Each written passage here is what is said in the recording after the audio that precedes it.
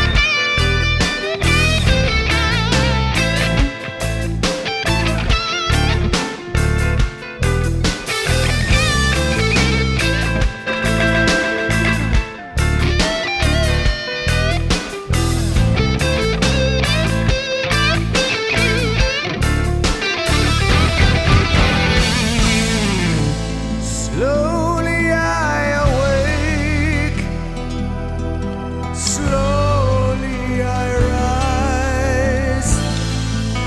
The walls I built are crumbling. The water is moving. I'm slipping away. I throw myself into the sea, release the wave, let it wash over me, to face the fear I once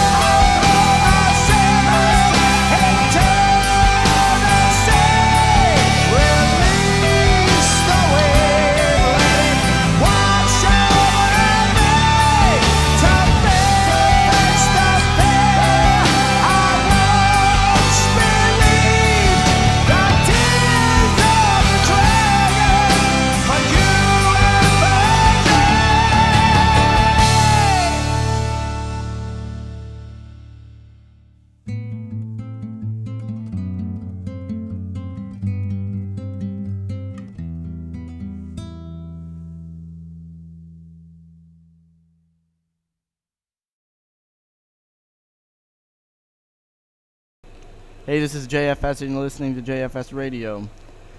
I hope everybody's having a good night so far. Me, I'm alright. So, college courses.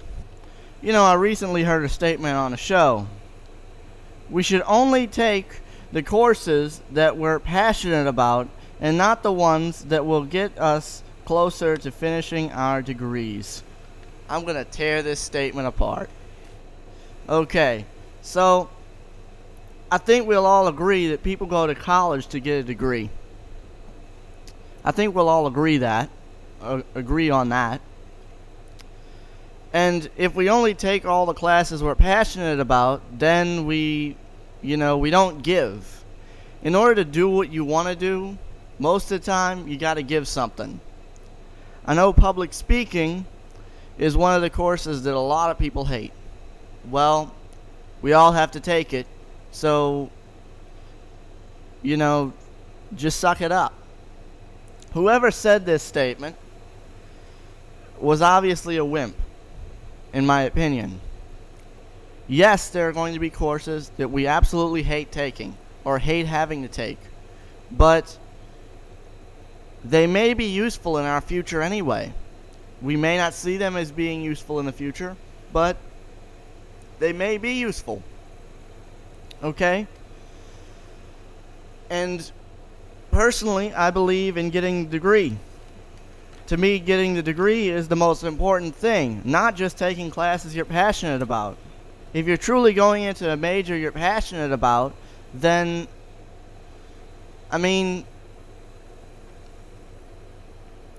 then you should be willing to give a little bit in order to go into the major you're passionate about. Okay, so just to give you a few statistics on, why to get your degree. In 1970, only 26% of middle-class workers had any kind of education beyond high school. Today, nearly 60% of all jobs in the U.S. economy require higher education. Back in 1973, number of people in the labor force was about 91 million. About 72% of the people had no more than a high school, that were no more than high school graduates. Today, by today I mean the projected graph is 2018 on here. We're in 2016, so we're pretty close to 2018.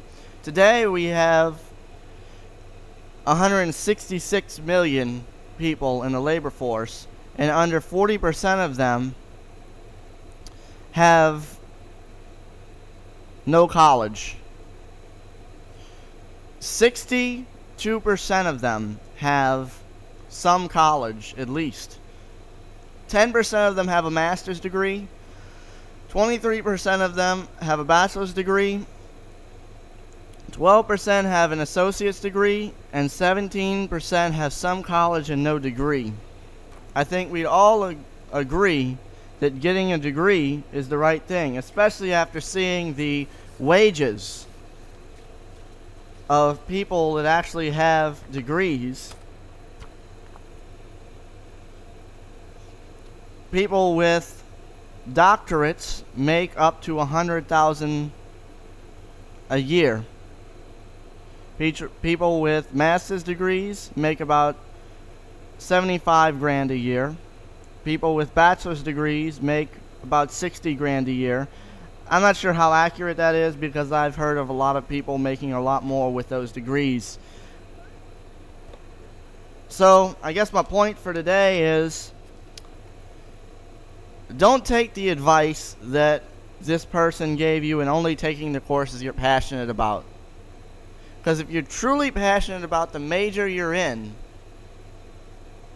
then you should be always willing to take the bad with the good. That is, the boring courses with the not so boring courses. Moving on to our religious topic of the day, which is wisdom. Is it put down by God? No. Wisdom is not put down by God. The wisdom and knowledge that is put down by God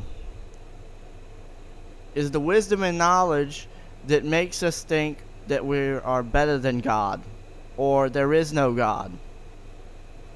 That's the wisdom and knowledge that is put down by God.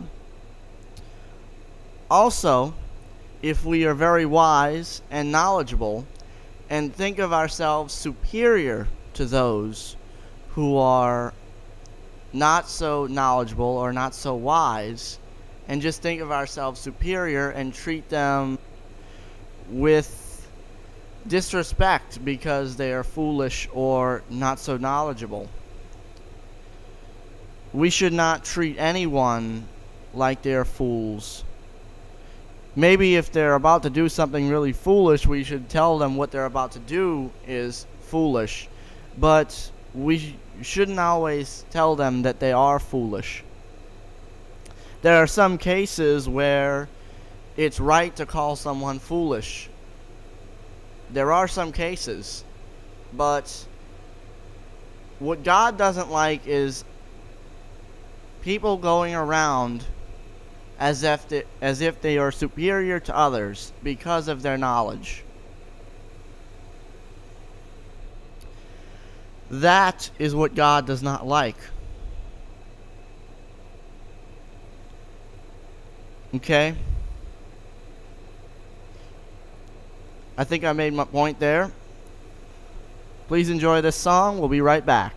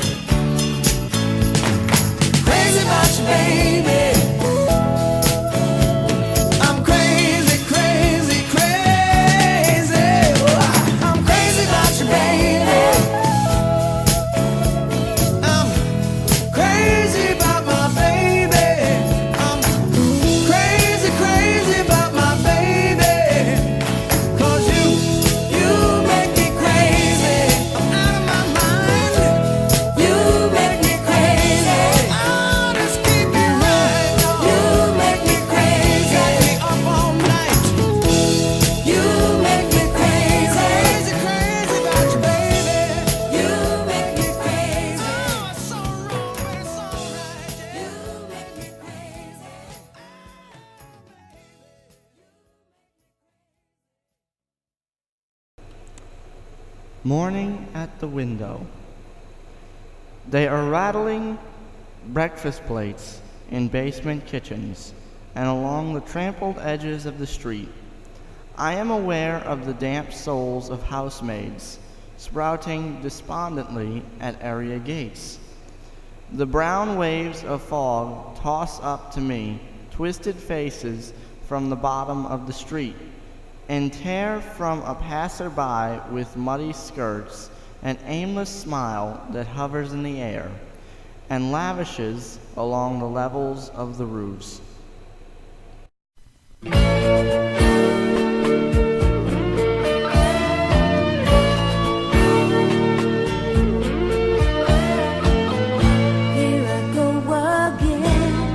Turning out all the lights,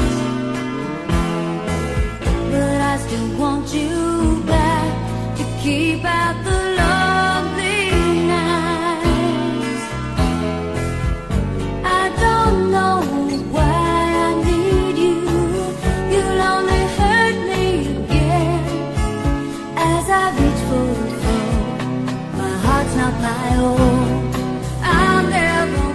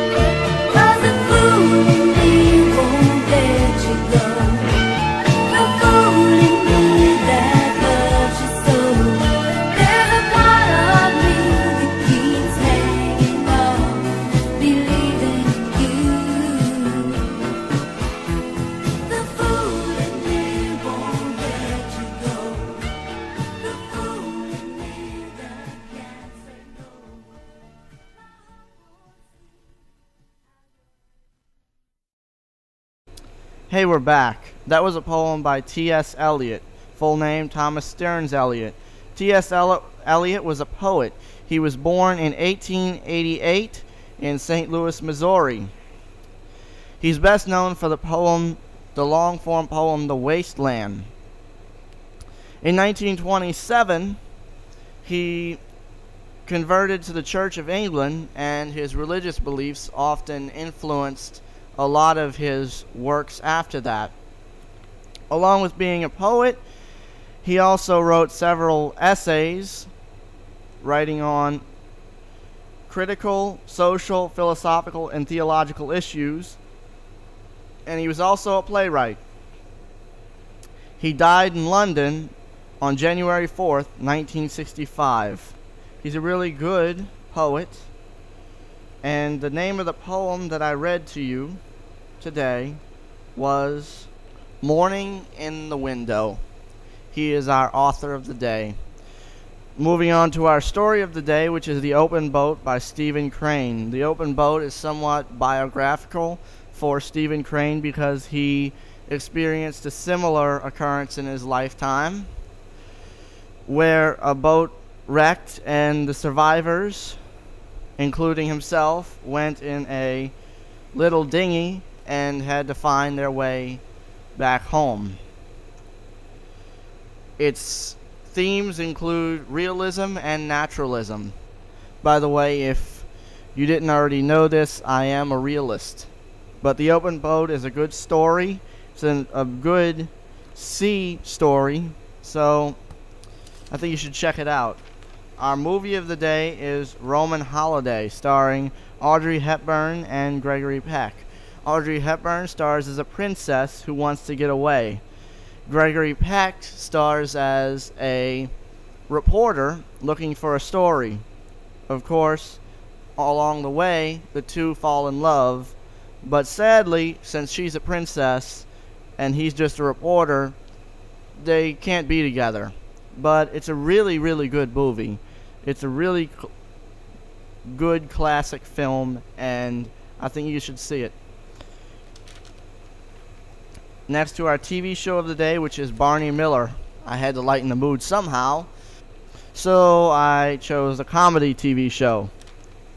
Barney Miller is about the misadventures of the 12th Precinct. It's a 70s sitcom. It has several likable characters. It's funny. Really, really funny. There is one character that I favor, though, and his name is Phil Fish. Phil Fish is hilarious, especially if you like his kind of humor. It's basically dry humor. It's essentially him not even trying to be funny, but his character is just funny. You just have to see him. He's not even trying to be funny. He's just being realistic. And by being realistic, he's funny. There's more realism for you. So our musical artist of the day is Karen Carpenter. Karen Carpenter is best known for her work with the musical group The Carpenters, which consisted of herself and her brother. She was an amazing singer. She was an amazing vocalist. I mean, she was great. She was really, really good, and with her brother, she recorded several albums that were really good. But the song I'm going to play for you today is a song that never got released until just a few years back. In 1979, somewhere between 1978 and 79, she went into the studio by herself and recorded more than an album's worth of solo material. An album was planned for release, but never was released until a few years back. A few years after she recorded this material, she died. She died in 1982 of anorexia. The saddest part about it is the fact that her husband never really cared. Like, he wanted her to get skinnier. And she was basically bones by the time she died, and her story is very, very sad. But her music is amazing, and I think you should hear something that people never got the chance to hear while she was alive, but now they're going to hear it for the first some of you probably for the first time. That's it for the show today. So,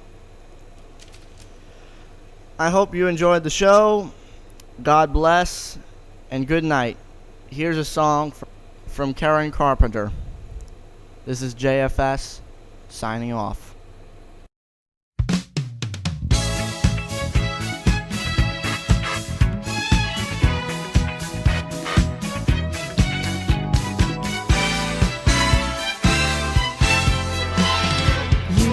You're driving me wild. You're making me fall in love with you, baby.